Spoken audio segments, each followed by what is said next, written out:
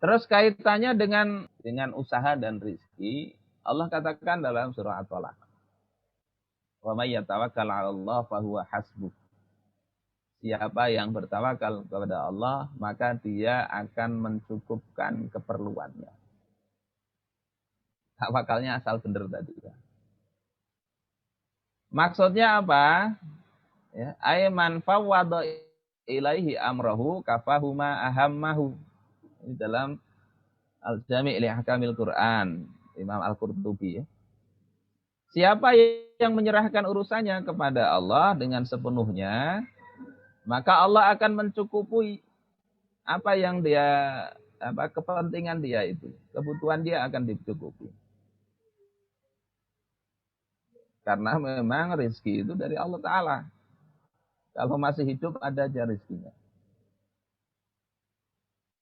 Tapi juga ada penjelasan yang lain dari Imam Al-Qurtubi bahwasanya kata beliau wakilah ini artinya ada sebagian ahli tafsir menafsirkan bahwasanya kecukupan itu adalah kecukupan di akhirat ya. Falahu fima yu'tihi fil akhirah min sawabihi kifayah. Apa yang Allah berikan di akhirat akan mencukupi dia. Itu sebagian mufassirin begitu. Tidak di dunia. Karena apa? Kadang di dunia orang yang bertawakal itu juga ketimpa musibah. Bangkrut. Bisa aja. Kemudian kadang bahkan dia dibunuh. Bahkan bukan hanya orang biasa. Nabi saja ada yang dibunuh. Nabi Yahya, Nabi Zakaria. Padahal itu kurang apa tawakalnya pada Allah. Jadi hasbuhu di sini mencukupi itu untuk di akhirat. Nah, ini saya kutipkan perkataan Sahal bin Abdullah At-Tusturi di dalam Jami'ul Ulum wal Hikam. Bagaimana kaitan tawakal dengan usaha? Kata beliau, man ta'ana fil harakah, yakni fis sa'yi wal kasb, faqad ta'ana fis sunnah. Siapa yang mencela gerak, yakni maksudnya mencela usaha, mencela bekerja. Orang bertawakal kok bekerja. Karena kadang orang belajar tasawuf gitu, nanti ada levelnya kalau tawakal betul-betul nggak usah kerjalah, pasrah Allah sudah kasih kok. Fakot ta'ana fi sunnah, maka dia itu telah mencela sunnah. Wa man ta'ana fit tawakkul fakot ta'ana fil iman. Siapa yang mencela bertawakal, maka dia telah mencela iman. Jadi jangan dicela orang bersandar diri pada Allah karena itu perkara hati. Jangan dicela orang berusaha karena itu perkara fisik. Usaha itu ya sebuah kewajiban.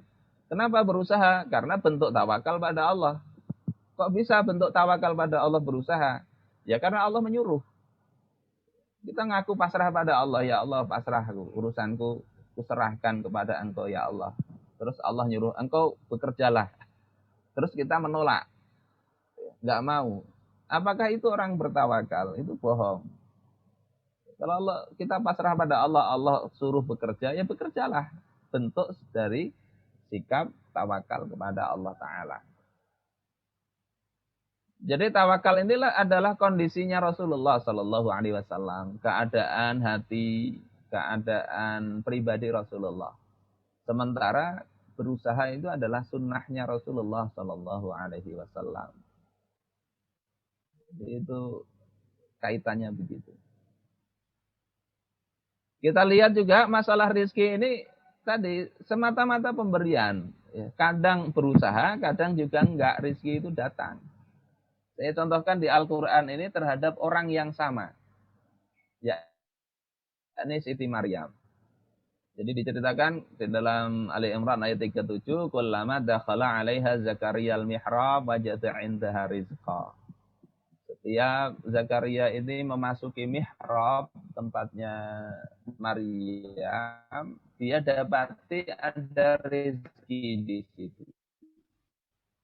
Rezekinya apa? Fakihatas syita fil qaid wa fakihatal qaid fis syita. Buah-buahan yang musim musim panas ada di situ di musim dingin. Musim dingin ada di musim panas. Artinya kada musimnya itu kok ada buah di situ. Maryam itu dikasih oleh Allah Ta'ala.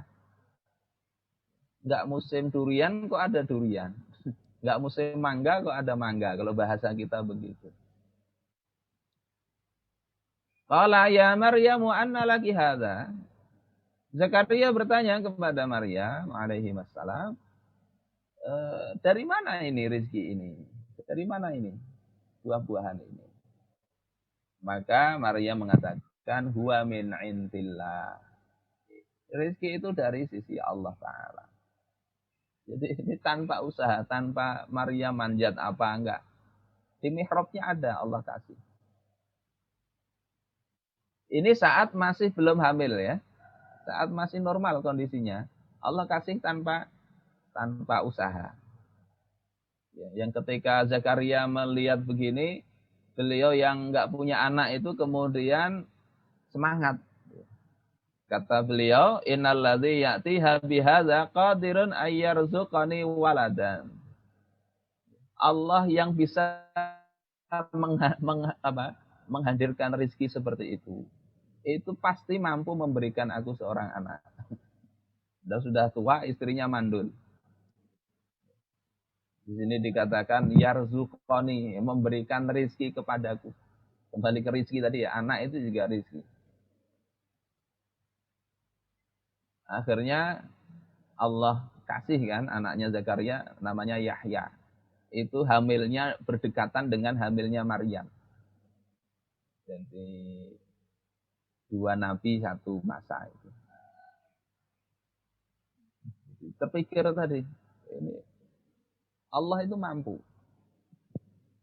Jadi tawakal itu begitu. Ketika keyakinan kadang sesuatu yang di luar kemampuan manusia itu bisa membuat orang semangat. Nah yang kedua kita lihat juga bagaimana Siti Maryam saat sakit mau melahirkan anak Nabi Isa. Beliau disuruh oleh Allah Subhanahu wa taala saat berada di bawah pohon kurma. Kata Allah, wa huzzi ilaiki bi jid'in nakhlah. Goyangkanlah pangkal pohon kurma. Tusaqit alaiki rutaban janiyya. Maka akan menggugurkan kepada engkau buah kurma yang masak. Coba dipikirkan pakai logika. Kalau pakai logika ya. Orang hamil suruh menggoyang pokok pohon kurma.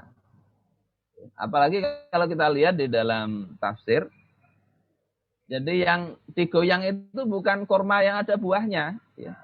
Amaroha bihizil jiz'il yabis. Kurma kering ya, pohon kurma yang nggak ada buahnya itu mungkin. Suruh goyang nanti akan turun kurma. Itu apa? Menunjukkan dalam kondisi ini disuruh berusaha.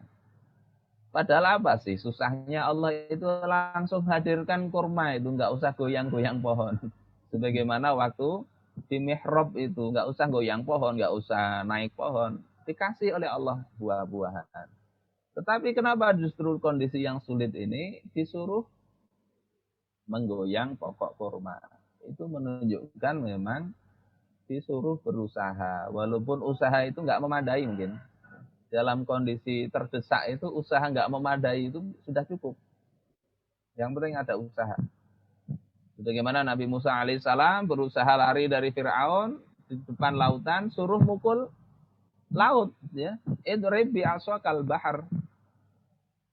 Pukullah laut itu dengan tongkat engkau. Coba pakai logika. Jangankan dengan tongkat, dipukul dengan balok pun laut itu nggak akan terbelah. Tapi itu menunjukkan usaha itu seolah-olah menjadi sebuah kewajiban tetap ya, tetap sebuah kewajiban. Sehingga dalam kondisi sulit pun tetap harus berusaha. Itu kaitannya antara tawakal, rezeki dan usaha tadi.